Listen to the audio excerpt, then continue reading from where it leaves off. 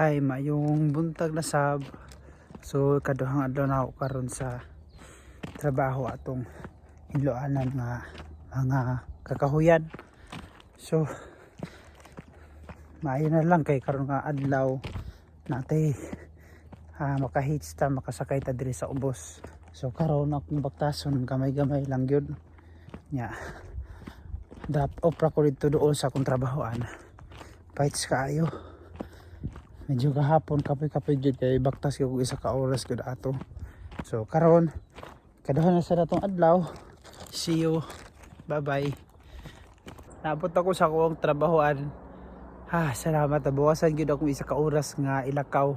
So nara ko sa area which is magsugod na pud ko kay para maka 8 to 9 gihapon ta. So sumpayan lang nato atong agi gahapon which is naaram to din na kana dira start ko up to nasa pataas pasaka dito. So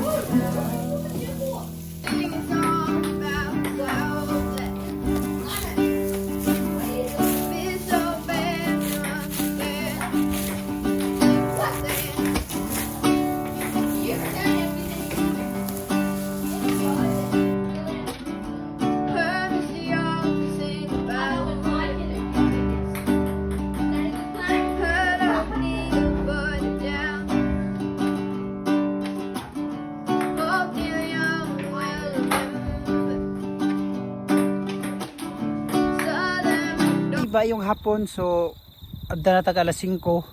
So mao di akong nahuman karon nga trabaho sumpay atong gahapon. Medyo akong trabaho karon tama ra gihapon ako agi kay baga gyud kaya ang sagbot. Okay, ipakita sa inyo ha. Sugod ko diri ganiha, sumpay lang atong trabaho nako gahapon diri. So mao ni siya akong gisumpayan karon. Straight na siya dito. Straight. And then kalap doon sa akong na trabaho katong hangtod dito katong na crane kana straight tapon na siya dire.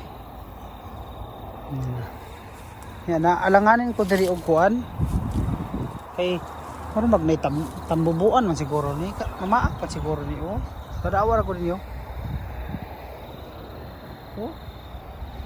doon sa manibis o kabalo basta kay puro siya tambubuan mahadlok ko mo duol dere. Kita ninyo na